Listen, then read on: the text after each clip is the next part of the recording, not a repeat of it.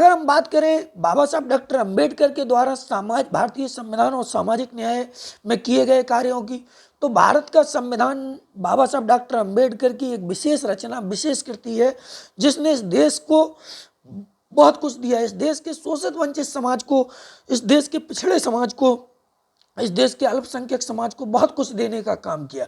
अगर हम भारत के संविधान की जो प्रस्तावना पढ़ते हैं तो बाबा साहब डॉक्टर अंबेडकर भारतीय संविधान के मुख्य शिल्पकार माने जाते हैं।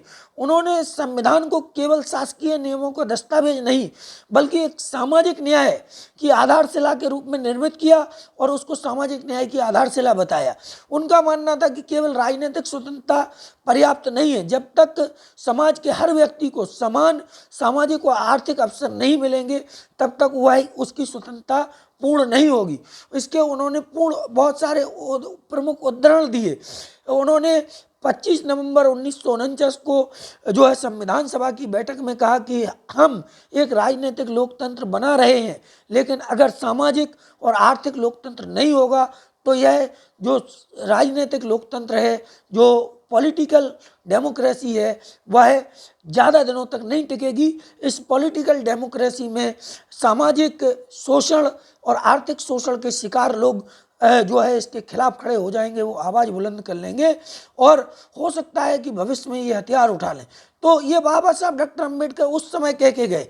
उसके बाद बाबा साहब डॉक्टर अंबेडकर ने संविधान में जोड़े गए सामाजिक न्याय के बहुत महत्वपूर्ण प्रावधानों की अगर हम चर्चा करें तो उन्होंने समानता और न्याय से संबंधित बहुत सारे अनुच्छेद जोड़े, जिनमें विशेषकर अनुच्छेद 14 जो कानून के समक्ष सबको समानता प्रदान करता है। उसके बाद अनुच्छेद 15 जो धर्म, जाति, लिंग आदि के आधार पर भेदभाव को निषेध करता है, भेदभाव के खिलाफ है।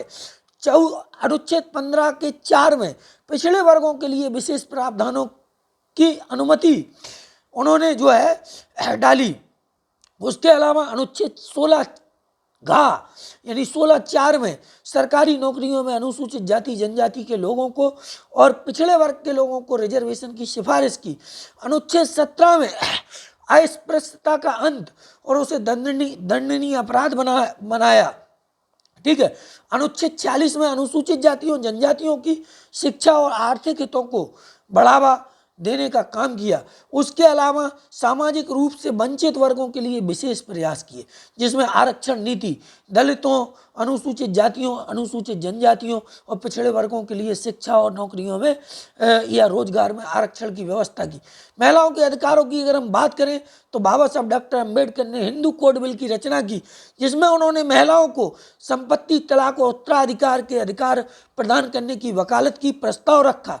परंतु वह बिल जो है उस समय और आज की के भी हम बात करें जो सोच है, सामंतवादी सोच है, जो मनवादी सोच है, उसके कारण वो बिल गिर गया, वो टिका नहीं। और उसी से दुखी होकर परम पूज्य बाबा साहब डॉक्टर अंबेडकर ने कानून मंत्री के पद से इस्तीफा दिया।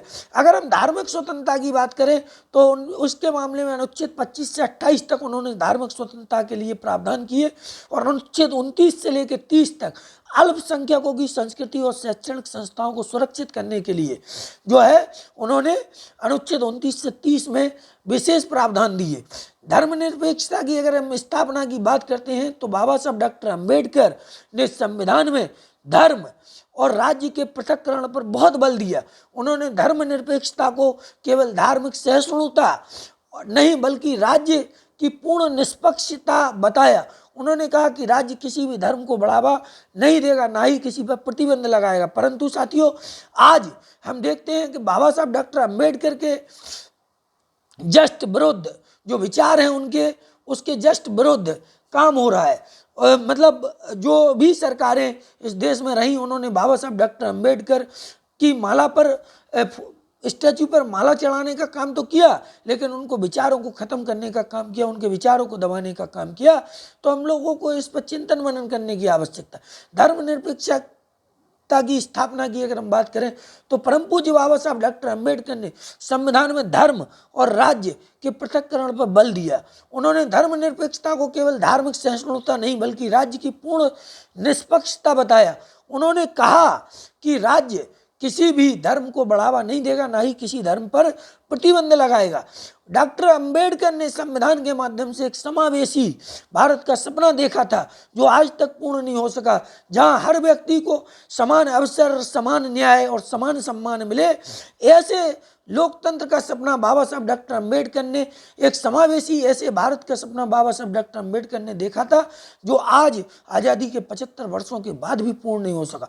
उन्होंने संविधान को सामाजिक न्याय की दिशा में पहला ठोस कदम माना था। उनके विचार आज भी समाज को दिशा देते हैं और लोकतंत्र को मजबूत करते हैं। लेकिन साथियों, बड़े दुख के साथ कहना पड़ता है कि आज जो सरकारें इस देश में हैं या पूर्व में रही हैं, उन सरकारों ने बाबा साहब डॉक्टर अंबेडकर को की माला पर, फोटो पर माला तो चढ़ाने का काम किया, फूल तो चढ़ाने का काम किया, लेकिन उनके विचारों को खत्म करने का काम किया। सिर्फ इस देश में एक आध ही पार्टी ऐसी रही होगी जिसने उनके विचारों को बढ़ाने का काम किया, और वो पार्टी मनोहर कांशीराम साहब के द्वारा बनाई गई पार्टी बहुजन समाज पार्टी थी।